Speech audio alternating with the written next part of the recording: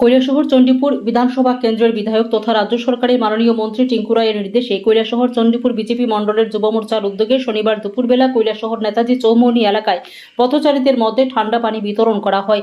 এই উদ্যোগ কৈলাসহরে প্রথমবার বলে জানিয়েছেন অনেক অভিভাবকরা। এই ধরনের মহৎ উদ্যোগকে সাধুবাদ জানান অনেকেই। আগামী দিনেও এই ধরনের প্রয়াস জারি রাখার জন্য আহ্বান করেন কৈলাসহরবাসী। এমনিতেই মানুষের অবস্থা খারাপ, এই গরমে এর মধ্যে এই ধরনের উদ্যোগ নিলে গরমে কিছুটা স্বস্তি পায় জনগণ। আজকের এই কর্মসূচিতে উপস্থিত ছিলেন কৈলাসহর চণ্ডীপুর বিজেপি মণ্ডলের যুব মোর্চার মণ্ডল সভাপতি বাবলু দেব সহ অন্যান্যরা। ব্যুরো রিপোর্ট, লাল শক্তি নিউজ।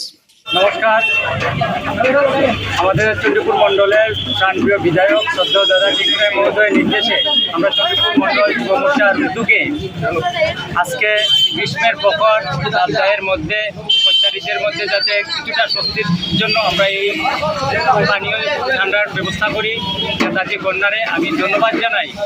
আমার যুব মোর্চার যারা ভাইয়েরা কীভাবে একটা মহতি উদ্যোগে সামিল হয়েছেন এবং আগামী দিনেও আমরা এই ধরনের কার্যক্রমে সামিল হব, এই ধরনের সামাজিক কার্যক্রমে।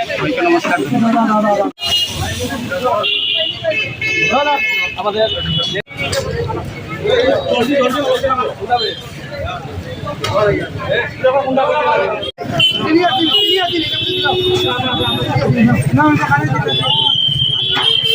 আরেকটা কই গেছে ট্রে কে